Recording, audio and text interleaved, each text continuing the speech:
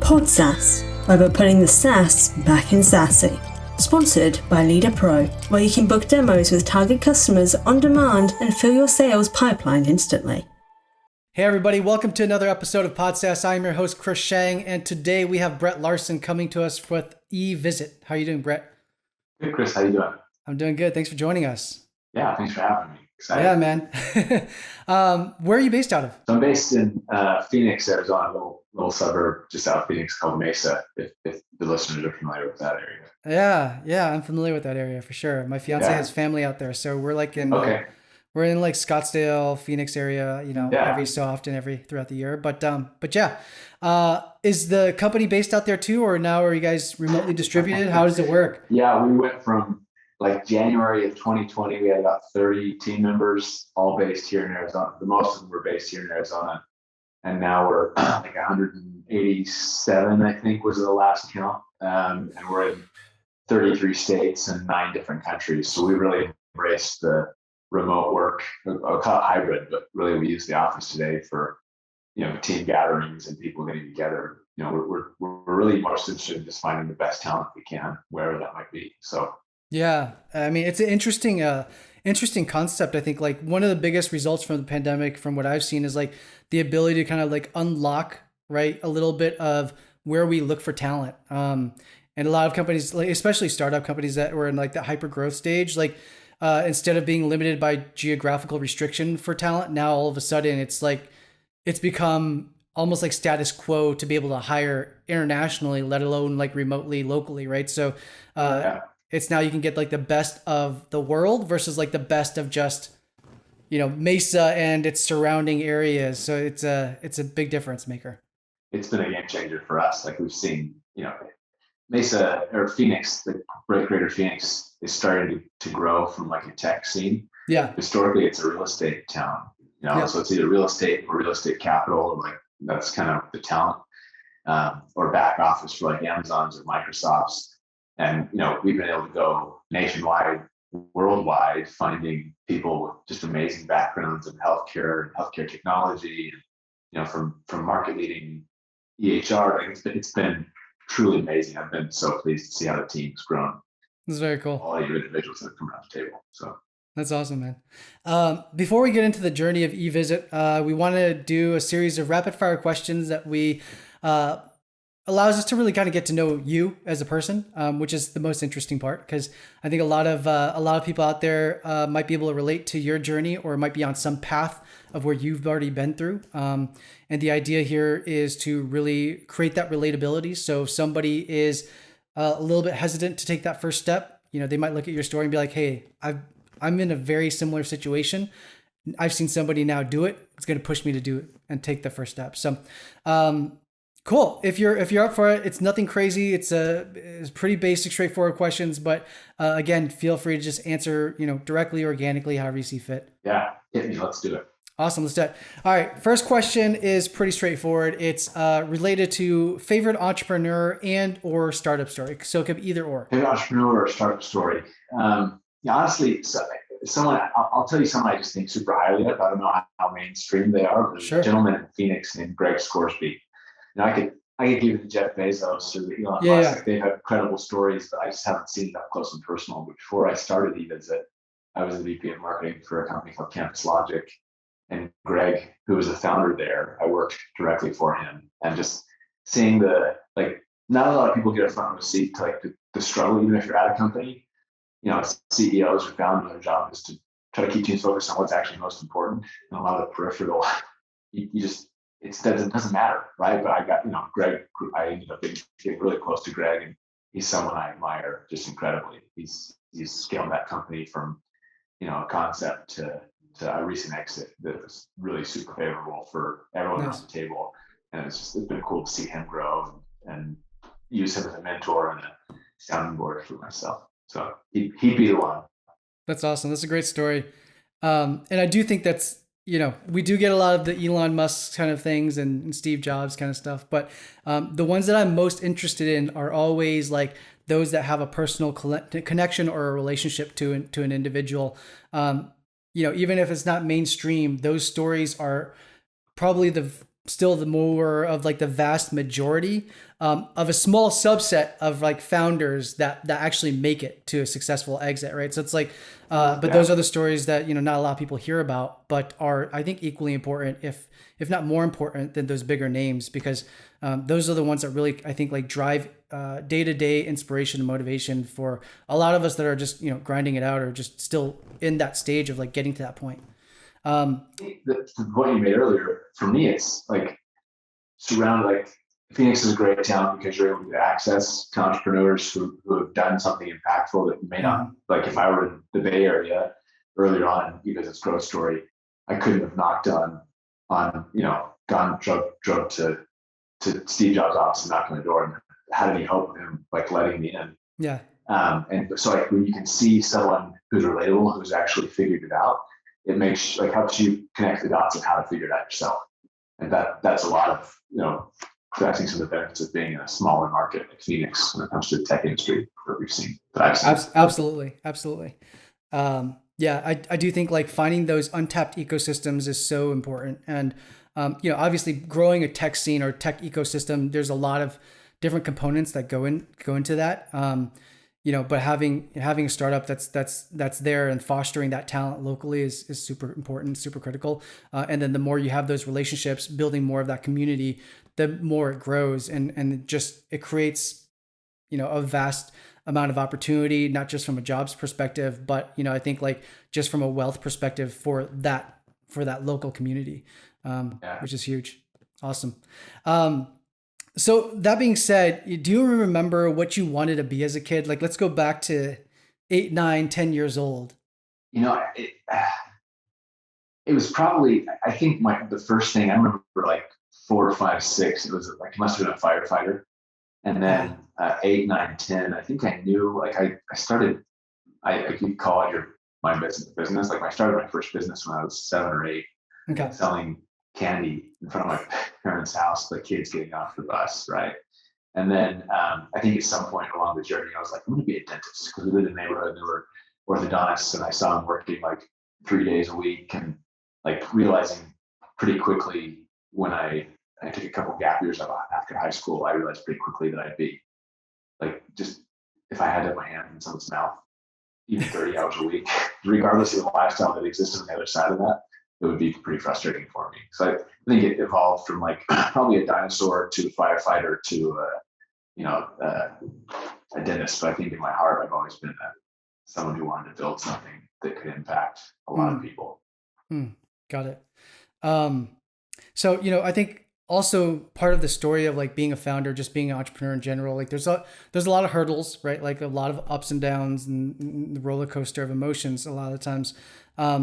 The next question here is, you can answer this like either personally or professionally, but the idea is like, one of the most, I guess, like painful experiences that you've had. And I'll put it into context, which is like, I think a lot of exponential growth typically is driven out of being in extremely uncomfortable situations. And I think a lot of times that's just because of the fact that you have to get really creative about problem solving and how you're going to come up with a solution for whatever it is that's blocking you. Has there been anything like that personally, again, or professionally, that you've encountered that obviously in the moment was very daunting, but like in hindsight, it was like a perspective shift to a certain degree? Yeah, I think if any entrepreneur who's built anything and of magnitude would tell you no, they'd be lying. Because that's not normal when you're building something. Yeah, it's just not easy. So I think the thing that stands out to me, there was probably a 2-year period that it kicked off. We raised a seed round in 2016. I underestimated how long it would take salespeople to ramp, so we started investing heavily in sales and marketing. It took longer than we thought. We ended up having to do a RIF. One of our co-founders resigned, got really kind of antagonistic with the company. But it was like and a company that small, we were 42 people laying off or doing a RIF of 30%. Like you're riffing family. Like you're doing a reduction in force, and those people are like, they're family. So that was super hard. But the following 24 months that came was just this barrage of early shareholders, frustrated, it was, it was, we were getting attorney's letters like every Monday or Friday. It was like clockwork. You could count on it. Yeah. I still get anxiety when our team comes back from the mailbox, and it's like, it's a little bit of PTSD. But it was super difficult, right? Like you build those relationships, and when things aren't going the way that anyone hopes, the changes you have to make to keep the vision a going concern, it's hard. It's really hard. And I would say that, that's been the most difficult thing that I've experienced, either professionally or personally. Yeah. Not having done it before, trying to lead through it and figure out how to keep the team that was there aligned and focused and believing. When in the back of your head, you're not totally sure how it's all going to work out.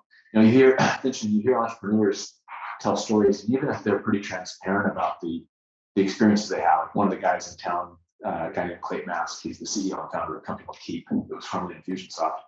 He's very transparent about the challenges they had to overcome. But when you're sitting, they've built $100 million plus SaaS business. It's an incredible story. When you're sitting there listening to it, in your head, you're thinking, oh, well, you knew it was going to work out. You always knew it was. But when you're in the middle of it, you have no idea. Like you're not sure what's on the other side of the next curve, right? And how it's going to impact you, and whether or not, like, we navigated 2 years just very tightly from a cash perspective. I remember the end of 19, we had this, if I'm going too far into this, you can stop me. In the 19, we had this plan. My CFO and I had written out this point by point plan that we had everything on it had to happen for the business to exist after the year 2020. Everything had to go through. Like there was prepayments we considered and sales that needed to close. And, looking back, they all actually happened. The pandemic accelerated some of that stuff. But at the end of 19, my board had come to me and like, Bret, we think you're awesome. We think you're great, but we did a small extension. They were like, there's no more reserves. You either got to get profitable, sell the business, or you're out of business. And those are hard things, right? Because you have the considerations you have for your team and the people that are helping you build this. And then you're trying to consider, for a lot of us, like, I didn't have a nest egg. I don't come from money. And so, I have a family that, paying a mortgage and keeping the lights on and feeding my children. Like, there's just all these things that are wrapped up in it that you have to navigate and figure out. And sometimes it doesn't work out. Sometimes it does, but it's hard.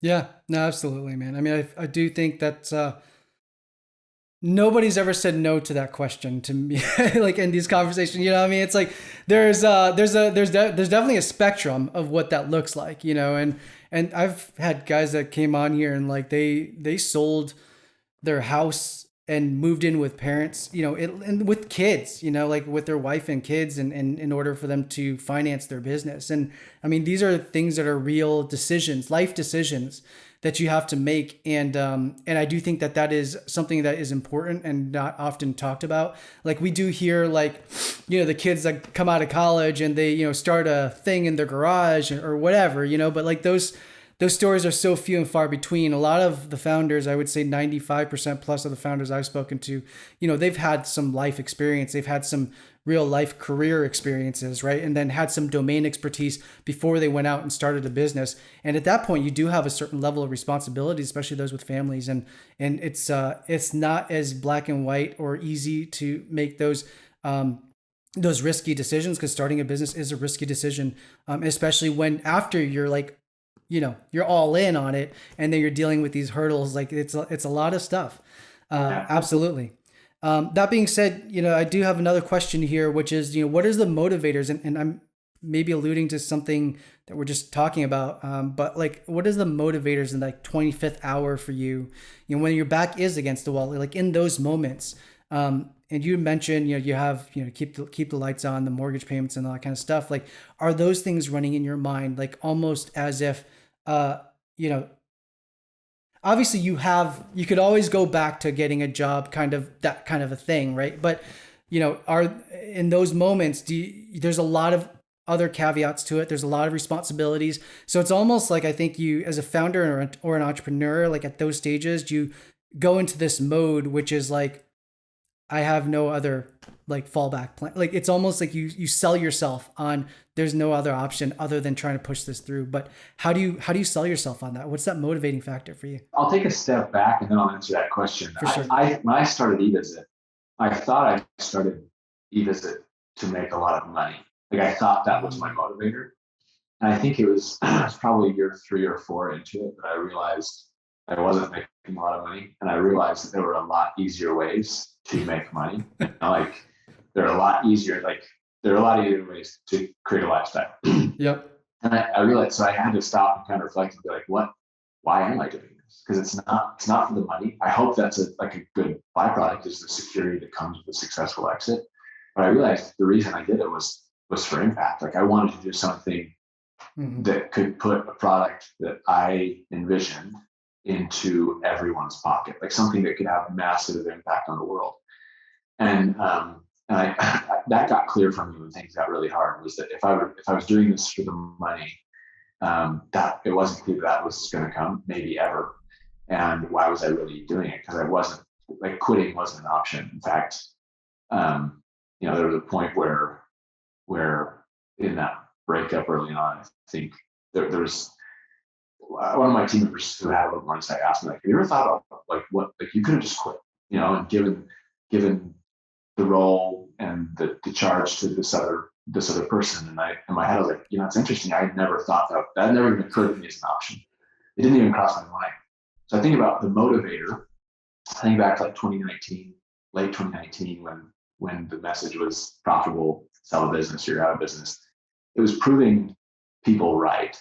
Like there were some people who had struck their claim, for lack of a better word, like put their line in the sand, stepped on my side of the line and said, we're with you. Like, we're going to figure this out. We're going to do it. One of those people was like Kurt Roberts at Kickstarter. He's one of the partners. He led the seed round at Kickstarter, like Romy Dillon at Arizona Founders Fund, Cinnamon Founders Fund now. There's individuals that like believed. And for me, like I've heard entrepreneurs be more nonchalant about the money they take from investors and think like, oh, they know the risk. Like 7 out of 10 of these things aren't going to work out. And for me, that's just never been an option. It hasn't felt right. Like whether you're getting it from a fund or from angels, like real people have worked hard to create those dollars. And it's your job as a founder to do everything you possibly can to get them a return. Yeah. And so for me, a lot of the motivation was proving people who believed in me right. And I think there's a chip on my shoulder. I think with any other founder, where like, I want to prove that the people who did it wrong, but more so than anything, I'm like, I want to prove the Romies and the Kurtz and I want to prove them right. And the team members that have stayed on and navigated this when they could have gotten a job that paid more, or, more work-life balance. Like, how do we prove them right? I think that's been the biggest motivator, was just not wanting to let those people down. Yeah, no, I agree with that. I feel like, especially in those early stages, most of these investors are betting on the individual. It's not just the idea, and they have a belief in you, right? And I know people have taken chances on me and had belief in me, and been able to successfully raise capital that way. And I think it's just though there is that underlying sense of responsibility. And it's almost like proving yourself. It is like proving them right, but it's also proving to yourself that, what they saw in you is there. It's real. And it's not made up, and I think that's to me been my chip on my shoulder, but I feel like that's a big part of it. And I do think that those that end up, the 20% or the 30%, out of that portfolio for a VC firm or for any kind of investment firm, like, the ones that are successful are the ones that think like that there is no other option. And I've met plenty of other founders that have, been a little bit more lackadaisical about it. But I think those that really take ownership around people taking a leap of faith in them, like personally, and personalizing that experience, really are the ones that I've seen most successful with. So, super interesting that you brought that up. Leading into here, like, I think, also starting a company, it's hard to, like, especially with a family, it requires a lot, right? So like, how do you do, or how do you, has there been any like tips or tricks like over the time, maybe not like right out the gate, but like that you found a semblance of like that work-life balance? Are there certain like boundaries that you create in order for you to have a healthy, sustainable life like that? Yeah. So I left to start eVisit. I was 28, I Okay. think. And my wife and I've known my wife since I was like 15. I've known her Okay. longer. We went to junior high together. We Wow. got That's married. awesome. We got married when we were like early, when we were like 21. But that was the first sale I made, was to my wife. I went to her. She's more risk averse than me. Like I got my background degrees are in accounting and marketing, and she would have been just fine if I had taken the big four route and like crazy job security and done that. But the first sale I made was to her, and I'm actually surprised she's never doubted. Like she's never ever like come to me and been like, I don't think you should do this anymore. And there were times where I didn't take a salary, and like again, not in a position to do that. I have no idea how we navigated it. We didn't borrow money from family. We didn't. So I think for me that like this first sale was to my partner, my life partner, my wife. She was 9 months pregnant with our second child when I left Campus Logic to start eVisit. Okay. Tons of risk for her, right? Like we made the decision collectively that she would stay home with our kids, and work in the home in that regard. And so I was a single source of income. And so there's a lot of risk there for her. But some of the things that I kind of hate work-life balance because it's different for everyone. Like Of for course. me, balance might be 70 hours a week.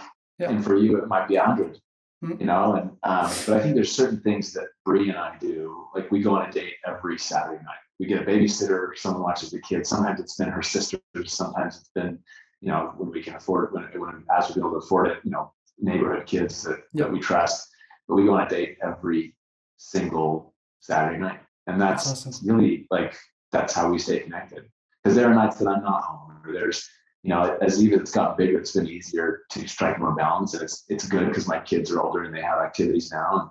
And I try to I think having your priorities straight, like I would never risk the health of the familial relationships I have for the business. That's just a non-negotiable for me. Yeah. But I also will do everything I can to make sure that eVisit achieves the ultimate mission and vision. So, but I think if there was one thing, I'd say Bree and I do a date every Saturday night, every single Saturday night.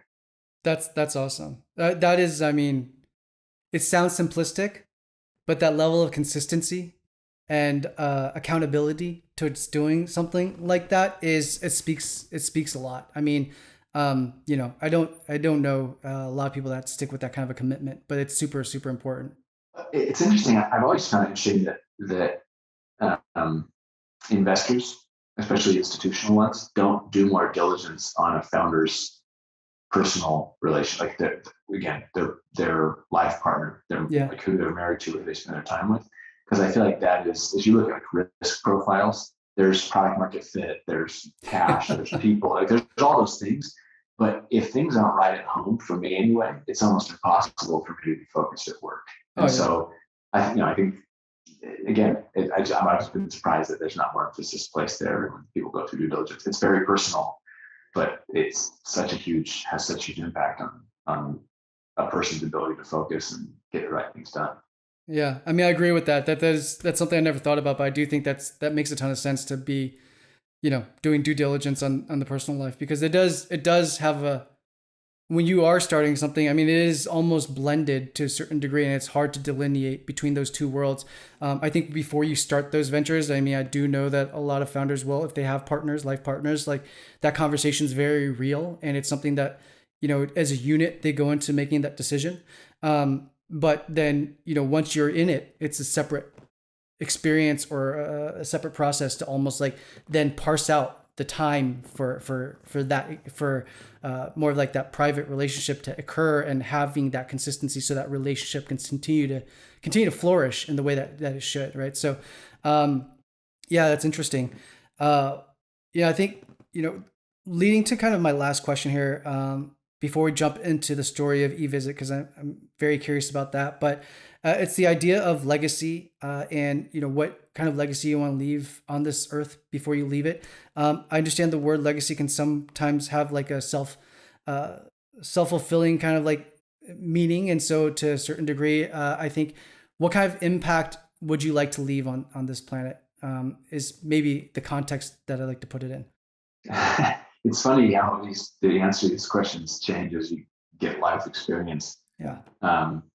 Because it's just funny. As I think about it, for me, it's about you asked that question, and there are 1,000 things that start to bounce around my head, right? Like, what am I doing for my children? Not by way of gifting them or leaving them, a lifestyle, because I think that's dangerous. I think when you hand kids money, bad things happen. Some people navigate it really well, but the legacy that I hope to leave is a fundamental change in the way that an industry is operated. Like, what we're actually building at eVisit is the future infrastructure of care.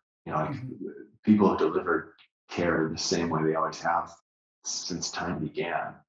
And what we're building is infrastructure to connect these disparate systems and processes and connection points. And I think it's leaving something that if you talk to Miles Romney, my co-founder, or I think you'll hear that we believe one of the two biggest problems in the world is the availability and access to qualified care. It shouldn't be contingent upon your socioeconomic status or your demographics or where you live.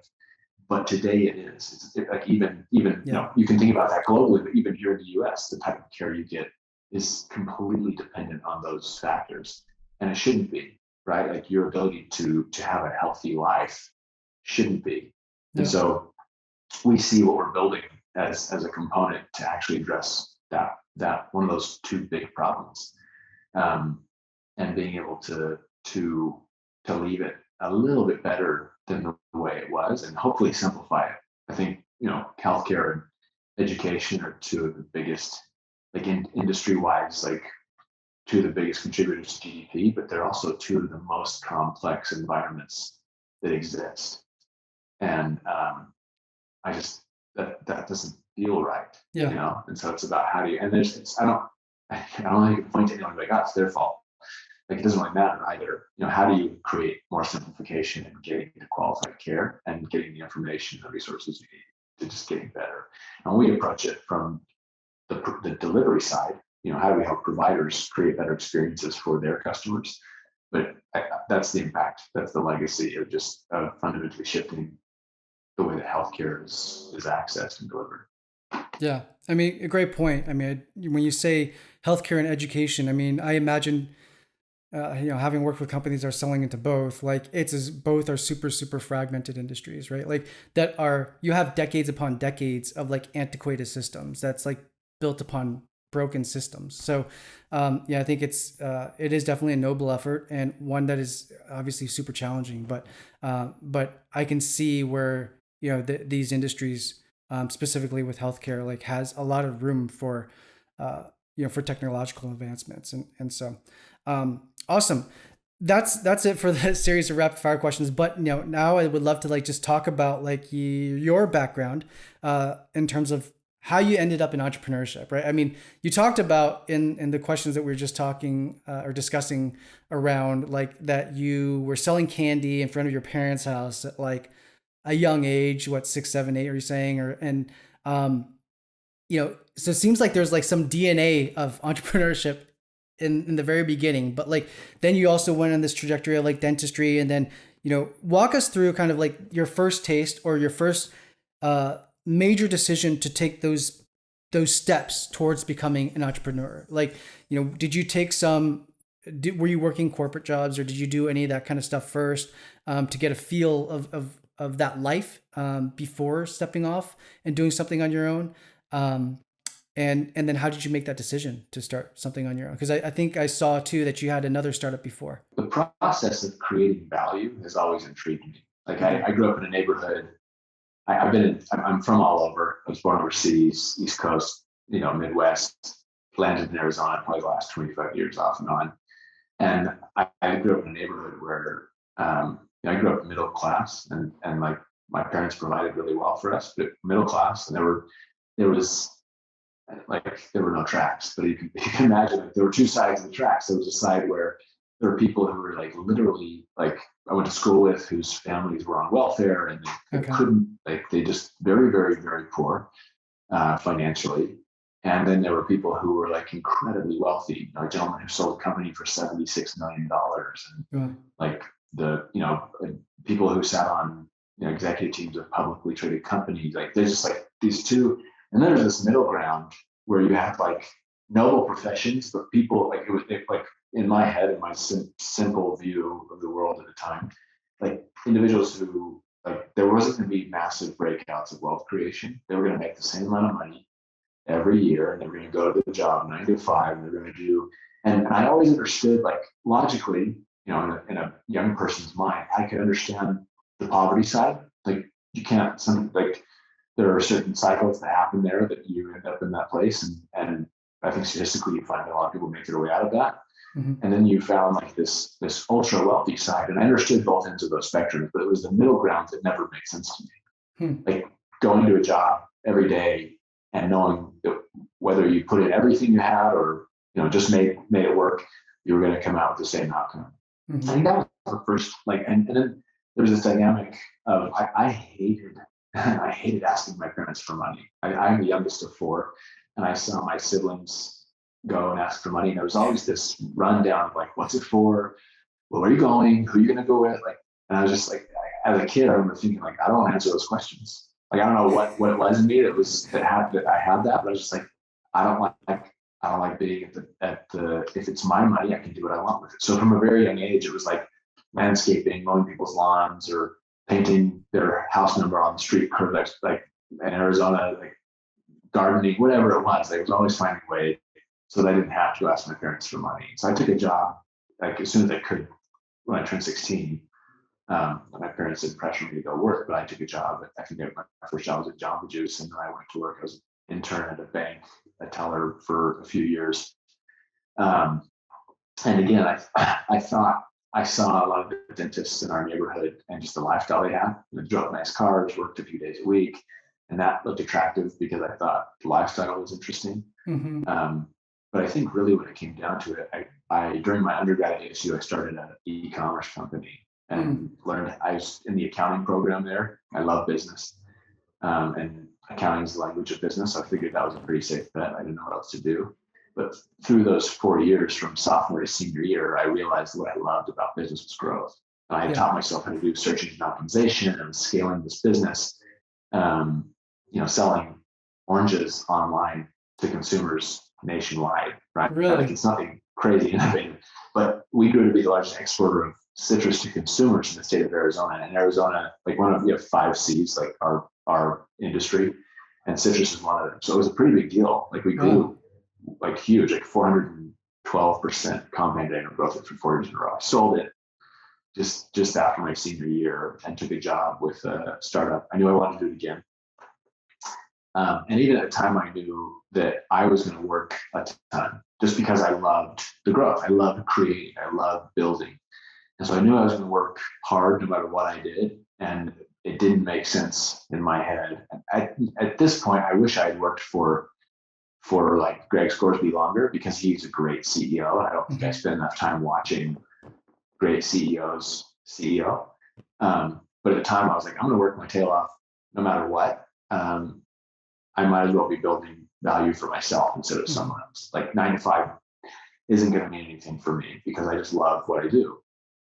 And so I knew I wanted to do it again after I sold Gourmet Orchards, and I narrowed it down to something in the software space because I could source, fulfill my product immediately. I didn't have to carry inventory, which loses value or goes bad.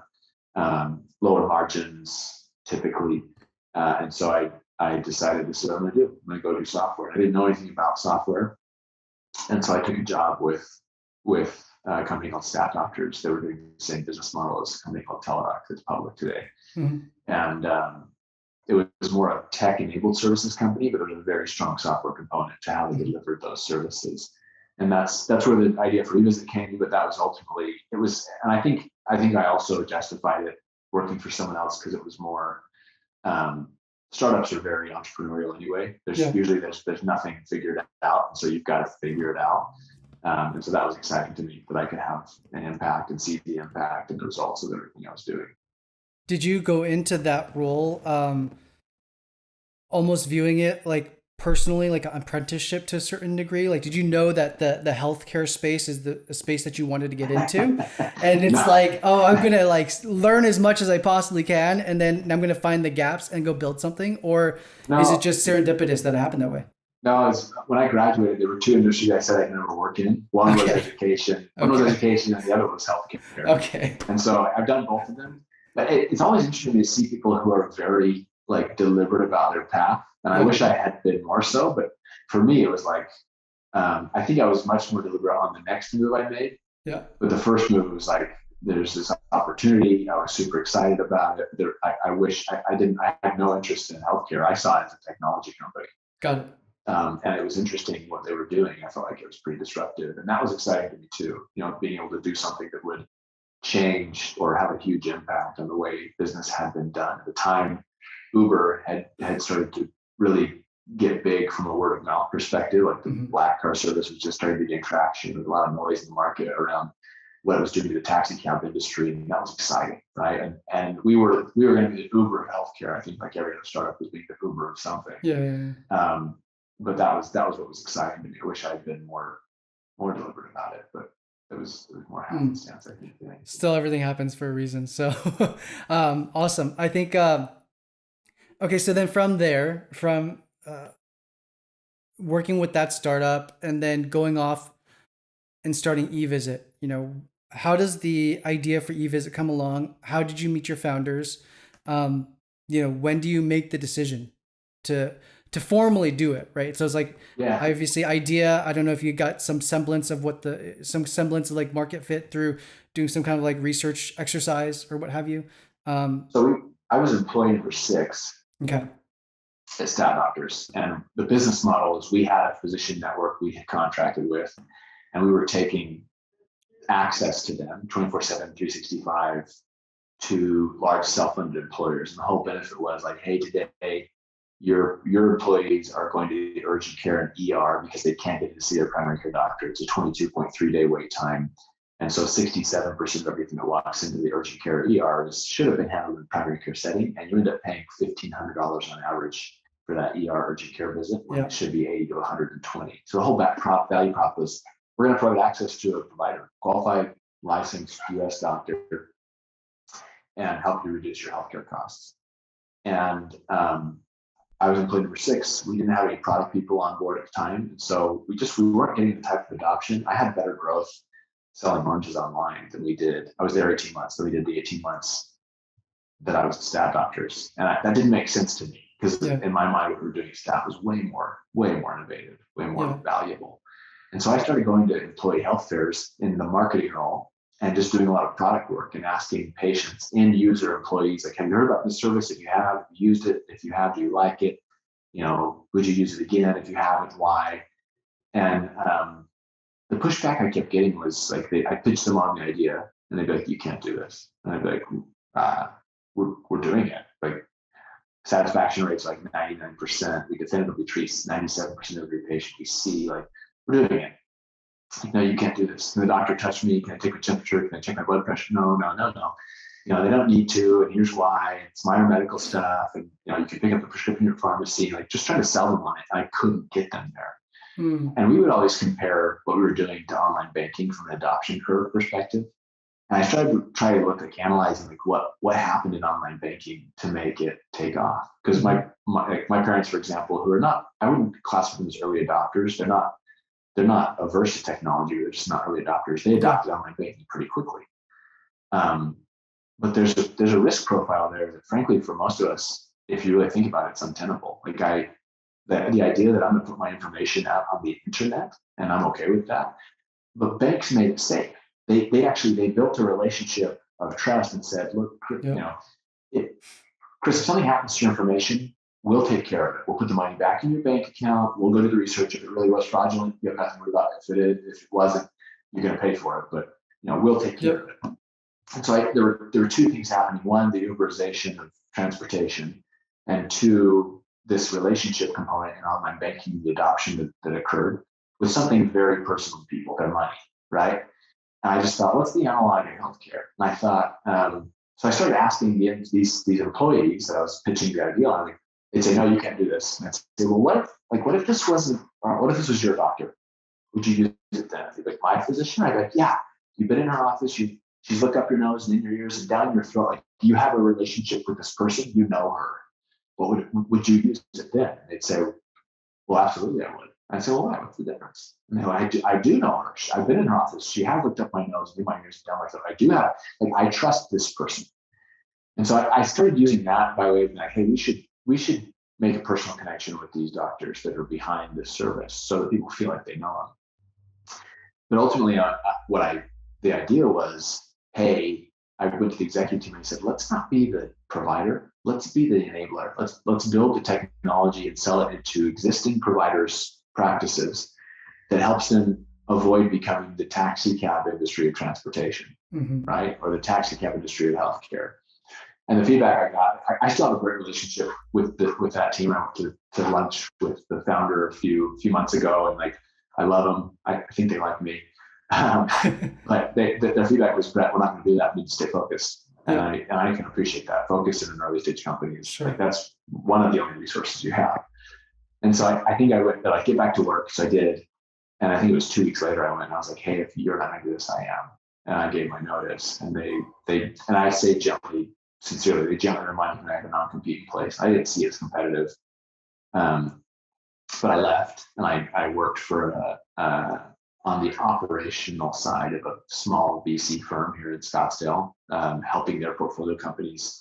I helped run their accelerator, but I also helped the portfolio companies like think about their markets as a category of one. How do you position yourself, develop messaging, test that messaging, and really, like, as you go to market, really find out how you differentiate. Lexus and BMW sell the same product. They sell, but what they're selling is different, right? Lexus is selling the pursuit of perfection. BMW is the ultimate driving machine, right? It is performance. And so really helping them hone in on that. And in the meantime, I connected with one of our co-founders who had been working at Stat Doctors and left before I did, and pitched him on the idea and got him on board. And then my technical co-founder, Miles Romney, our CTO today, I was kind of doing nights and weekends of setting up initial websites and driving, traffic with content marketing and like finding someone to help build the MVP. And the person who we found help us build the MVP, it takes 4 times as long and 3 times as expensive. And finally went and found Miles, who had just incredible background in healthcare technology and startups in general. It was running his own consulting development firm, and ended up hiring him. And that's how I met Miles. And early on, we were trying to raise money, friends and family around, and kept getting the pushback. Like, do you guys know technology, or who's the technical co-founder? And like, no one. And so we asked Miles to start pitching alongside us, like an interim CIO. And like all of a sudden started hearing his background, like building and selling the first mobile-based EHR to Blue Cross Blue Shield of South Carolina, and developing like the early days, like a HIPAA compliancy suite in the early days of HIPAA, and then like two-way video streaming, the largest broadcast in the internet history at the time. It's just this amazing like hodgepodge of like, wow, you were born for eVisit, and pitched him on it and got him to join as well. But so that's really where the genesis came. It was trying to figure out how to break the growth code at Stat Doctors and reposition us to hit the, I'll say, the right market. They ended up selling to Teladoc when Teladoc Public, they did great. But at the time, just trying to solve a growth problem. Got it. Interesting. So then when you actually start building the MVP and then you took it to market, right? Like you have a strong marketing background, obviously. So, when did you see semblance of market fit? Like, I think market fit's kind of like it's a continuous process, but when did you start getting semblance of that? When did you start having confidence in what you were doing to go out, raise a formal, maybe like seed Series A round at that stage? Obviously those things are contingent upon hitting certain growth metrics. So, how did you guys get that, and what was your go-to-market motion like? So marketing was the first role I hired full time, and like a lot of the work we did. So if you look at like the lean startup model, and you think about what Dropbox did to validate their concept, they did a screen recording where they dragged a file into a folder, and then another screen popped up and they pulled it out of another folder on another desktop, and they put it on a landing page, and they drove traffic to the landing page and just measured early signups. They didn't have a product. Yep. That was their MVP, was the concept of being able to like have a cloud file storage. And so basically that's what we did. Is we took a landing page. I remember I still have the wireframe, the handwritten wireframe, the interface somewhere around here, but like took a picture of the product, tested like a headline and a subline, and we had a blog we were writing blog posts for, to start to drive traffic to that, and just to see how many people we could get to sign up. And that was the initial product. It was just the concept of like, what if we could help you connect with your customers? Like, what if we can help you e-commerceify your practice? And I think that's what gave us initial confidence was I ended up leaving Campus Logic because we were getting these requests for demonstrations. And, I didn't feel comfortable spending working hours that I owed to Greg, right? And so I eventually, we sat down as co-founders and just like, someone's got to focus on this full time if it's going to be a real thing, and come to the conclusion that my opportunity cost was the lowest, right? Like I was 28 at the time. I was, 3 years out of college, and I could probably go find a job comparable to where I was at Campus Logic easier than anyone else could. Mm-hmm. And so that's ended up leaving to just start to take those early demos and try to pitch them on that early MVP, which was, I think frankly the actual MVP, the code was I over-architected it. It was too heavy. We should have just built 2 videos that was HIPAA compliant. We had like charting, and these are things that still exist in the platform today, but like charting and e-prescribe and all these things that we could have held off on and been more prudent about. But that was the early MVP, was just driving traffic to a landing page that gave people the inclination of what they were going to get, and measuring what the conversion rates were and how we could get to sign up. Yeah, I love that. I mean, you're speaking my language there. I feel like I've tested, a handful of business ideas just by doing stuff like that. And I think not enough people do that. Not enough people understand how low friction you really have to be. Especially, I think because you're not a technical founder, I'm not a technical founder. I mean, I think like you get creative. You get really creative around like, well, what do I need to see here to then like get somebody else to believe in what I'm doing, right? It's like, and when you think of it in that context, it changes, I think, a lot of things, right? It's like, well, I'm not going to be able to build out the product myself. I know the sophistication of what it is, but and I could go hire somebody and outsource it, but it's going to be really expensive, and then you're stuck with that. If there's that can tend to be a bottleneck a lot of times for getting things faster to market. So, you do want to hire somebody internally, but how do you get somebody at that level to trust what you're doing? And that's a great way to do it, right? It's like, we're going to throw it up, the idea of what it's supposed to look like. And these are the conversion metrics. This is why I believe in this market. And you can get the buy-in for the people that you need to create the team to actually build the product. I mean, I think that's, I love that. I love that concept. Like, is that something you've tried to like multiple times before? That's it is. I mean, I have a lot of things I've done that aren't in the past that aren't up on my LinkedIn profile, just because that ended up being nice little lifestyle things that I either sold off and that's how I do it every time, right? It's understanding.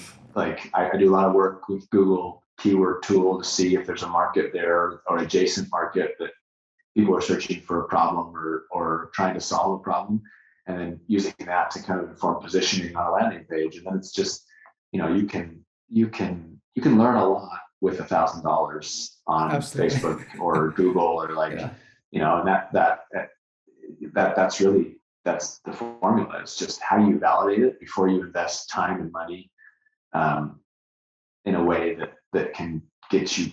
It also gives you a lot of confidence, right? Mm-hmm. Like there's something there, and that you're not, I found for myself building anything, there's this unique window for me where I have to put enough out there that I can't turn around and not do it, but not so much that I would be like putting my family's like standard of living at risk. Yeah. And there's like a really fine line there where those two things don't intersect. But it's committing myself as well, I think. Yeah. Real quick here as we're wrapping up, because we're hitting the top of the hour, but a couple of things two more things, topics I want to just talk about real quick is, number one, you guys have gone through, I believe you've raised up to like a Series B at this stage. Mm-hmm. How has that experience been as somebody who's gotten to this level where, I think, like, again, I say this a lot, but it's to get to that phase of a company, right? Like, you're part of a very small percentage of founders that actually get there. If you're to say like the number of companies started off like, however many years ago, 7, 8, 9 years ago, probably like 1% to 2% of companies started at that time, get to your level. But that said, like, retroactively looking back from when you did start it, has there been any like learnings or like present of mind kind of situations where you kind of look at, hey, we've accomplished something, or have you ever had like a moment to really appreciate where you've gotten to at this point? Here and there. Yeah. I think one of my personal struggles is I don't celebrate big things, it doesn't impact me. Like, I usually do my celebration with a couple like fist bumps in the air, and like I'm like, yeah, this is awesome, this is so great, and then I move on. I'm like, okay, yep. But that was supposed to happen. That was part of the plan. Yeah. And my wife pointed it out. She'll watch like our all hands recordings when big things happen, like we close a big customer, or we, the capital raises. She's like, are you excited? And I'm like, yeah, I was thrilled. And she was like, you should let the team know. Because I did my celebrating like 3 weeks before in my closet that evening when I was like, oh, this is going to happen. And so I think, it usually hits me, the day after we raised our Series A. It was $14 million. It was, September of 2020. I got up that morning early, went through my routine. I was on my bike and on my road bike, and like all of a sudden it just hit me, and like I got really emotional. I'm sitting on my bike, climbing, doing this 20-mile climb, and I'm like crying. I'm like, I can't believe this worked. Like, I can't believe it's working. And then the reality is, like, I think there are a few key learnings I've had. Is one, just like, never be the smartest person in the room. Yeah. If you look at my executive team, like I often stop and I look around, I'm like, why in the world do they listen to what I'm saying? Like, they are so much more qualified in their respective roles than I am. Understanding what the company needs from you. Like, there aren't a lot of CEOs, and I don't know where my stopping point is. I know that I don't want to be the CEO that takes you to the public, even if I'm okay with us going that direction, but I just don't have the desire to be the CEO of a public company. But being self-aware enough to know, like, where's your stopping point? Like, what do you love doing? And where do you get off? Because the Mark Zuckerbergs and the Elon Musks and the Jeff Bezos and the Steve Jobs, like, those aren't the rule. Those are the exception. Guys and women that scale their companies to that size, like, that's not typical. Yes. And just realizing, like, I've been handed this, maybe the wrong way to say it, taking advantage of an extremely awesome opportunity in the market, and things have gone well for us. But not resting on those laurels and realizing that, like, the pace of innovation and everything that's happening, this is the role. And I know I'm all over the place, Chris, so hopefully someone can pull some learnings out of this. Like, the role's lonely, and I had a CEO. I was talking to a CEO 2 weeks ago. And I always felt it being lonely. People think, like, they look at the CEO like, oh, it must be awesome, you can do whatever you want. Like, it's not really how it works. But he was like, it's lonely because you're not on the team. You lead the team, but you're not really on the team, and you're not, like, even if you're on the board, you're not one of the investors either. And so you have it from both directions. Yeah. And I think, like, the learnings I've had, one, just remaining humble and trying to remain humble and being extremely grateful. Two, building a personal board of advisors. You have your corporate board of advisors, but like, who are the people you're surrounding yourself with? So when things get tough, like, you can go, you have shoulders to cry on, or people to slap you upside the head and be like, hey, you're thinking about this all wrong. I've employed a coach executive coach Yep. for the last, 5 years now. Mm-hmm. Like, and the CEO that eVisit needs today is different than the CEO it needed back in 2015. Yep. The skill set, the tools, the things you need. And so I think it's like when you sign up for that role, it's so much more than I think anyone actually bargains for. Like, Yeah. and some of us can figure it out, and some of us can figure it out to a certain point, and some of us can't. Yeah. And that doesn't mean you're good or bad. It's just part of the journey. Sorry, I know that was like all over the place. Hopefully there's something. No. That's, I mean, I actually think that's a great way to end it, because I think that talks about just self-awareness, and I think that's very important. And I think, this isn't about, trying to be the Zuckerbergs or the Steve Jobs or like, those types of people. Like, I think those that, no, I think it's okay to be inspired by those stories, but I think it's a different path to aspire to be that. And I think there's just like, you leave yourself a lot of room for disappointment if that's the case sometimes. And yeah, I think you mentioned that. I think one of the things I've learned is that like comparison is a very dangerous game, because you either think yourself better and you're in a position where you aren't able to learn anything, or you don't think you're good enough and you're in a position where you're never going to measure up. And the only person you can actually compare yourself to is yourself. Exactly. Are you doing better today than you were yesterday? Yeah. And using other people and their accomplishments and the thing they've achieved, it's never what we think it is. It's just what our mind has made it up to be. Mm-hmm. But using it as a benchmark, like, oh, that's possible. Yeah. Like, as I've got to know extremely successful entrepreneurs, I'm often surprised. I'm like, wow, this guy's incredibly experienced, and he may be super intelligent, or she may be super intelligent as well. But more than that, they just have a lot of experience that maybe I haven't had yet. And what they're trying to achieve is achievable. Yeah. And it's been good for me to be like, oh, I'm like, I know them. They're amazing people, but like, I can do that. Yeah. There's nothing stopping me. Absolutely. Yeah. I think it's about loving the process and not the destination. I think when you see these other people, it has to be, right? Like, I mean, you see those other people, they've already hit the destination.